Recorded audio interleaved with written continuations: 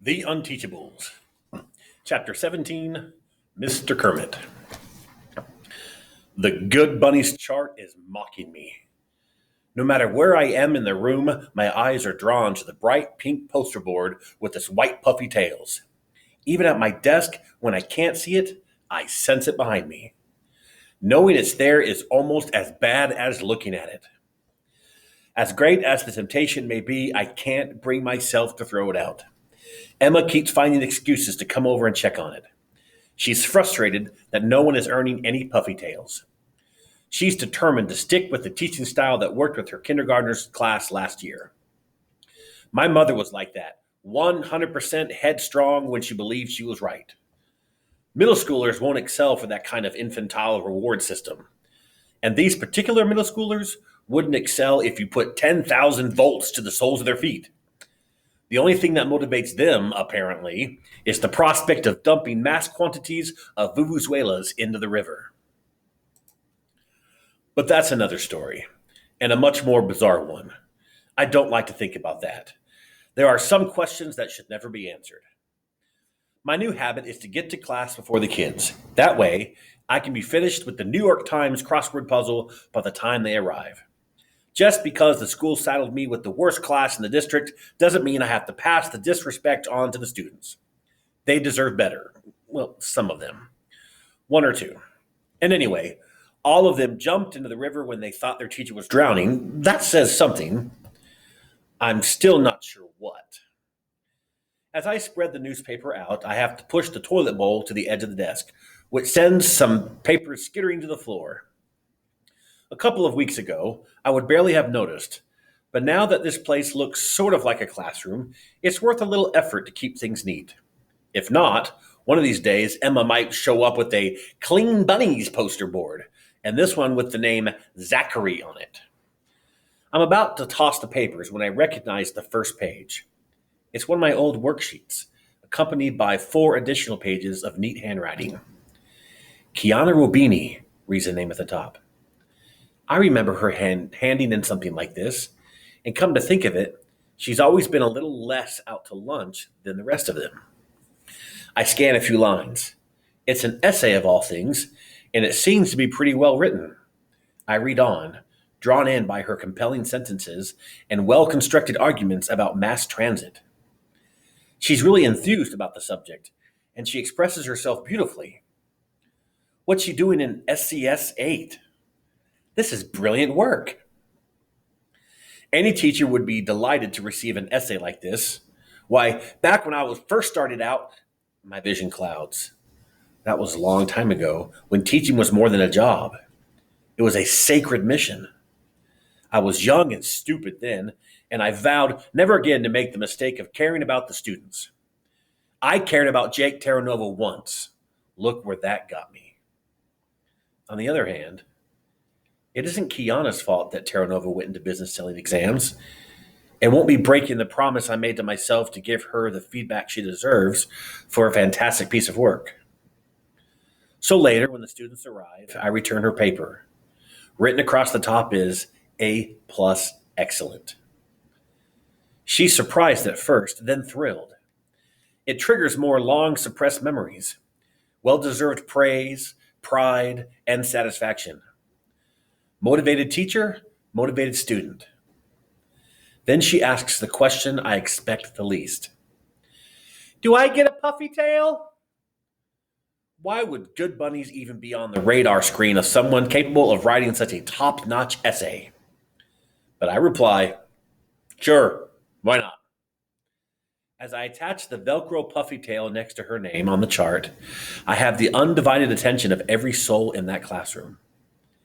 If I'd taken out a sword and knighted the girl, it couldn't have been a bigger event.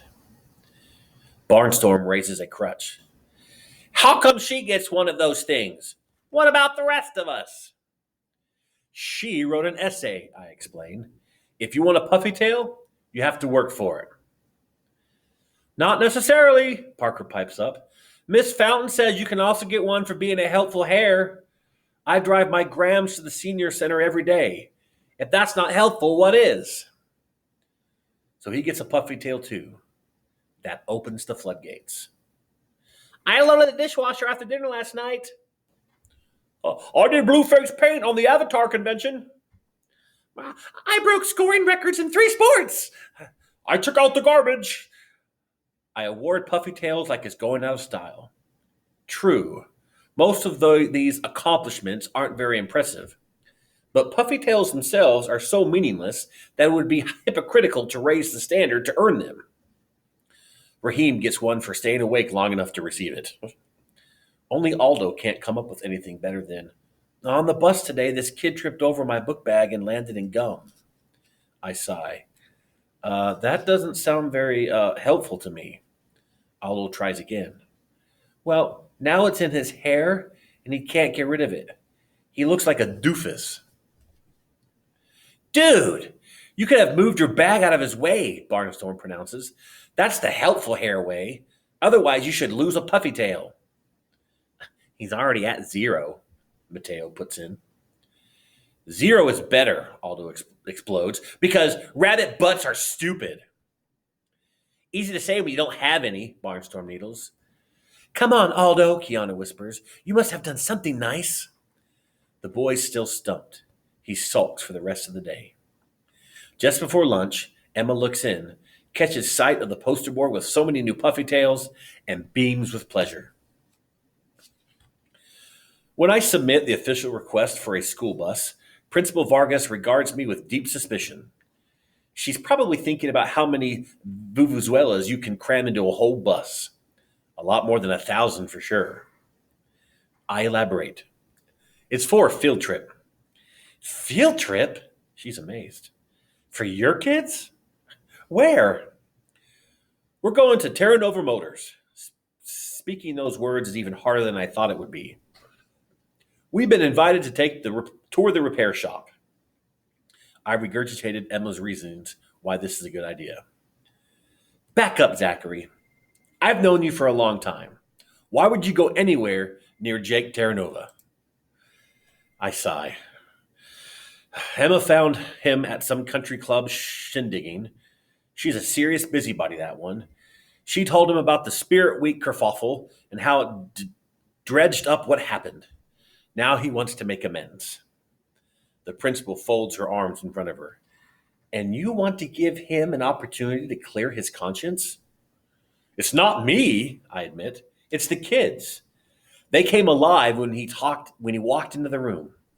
They consider him some kind of celebrity. Listen, Christina, I know they're awful, but what we did to them is just as awful. Are we really going to keep them cooped up like prisoners until they can be the high school's headache? If there's a chance for them to have a real education, we have to take it. And if that means Jake Terranova, then so be it. She looks at me for an uncomfortably long moment.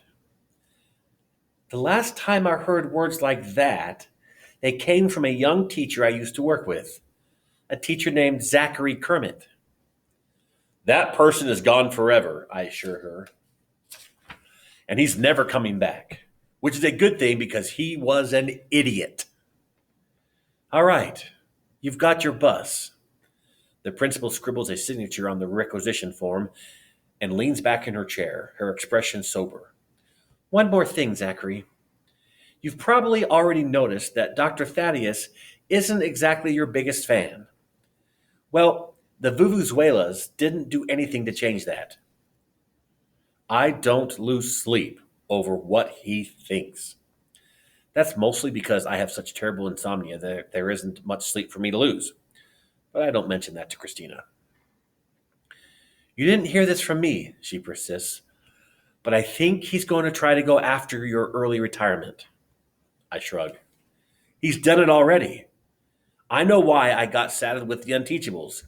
He wants me to quit. He'll see his own ears first. There's another way, she reminds him grimly. One wrong step and he'll fire you. Don't give him cause. I'll protect you as much as I can, but I'm not the superintendent. He is. And never underestimate how much power that gives him. I nod. I take the bus authorization and get out of there. It's the cheating scandal, still haunting me after all these years. Thaddeus will never forgive me for it. I thought Jake Terranova was back. Correction. He never left.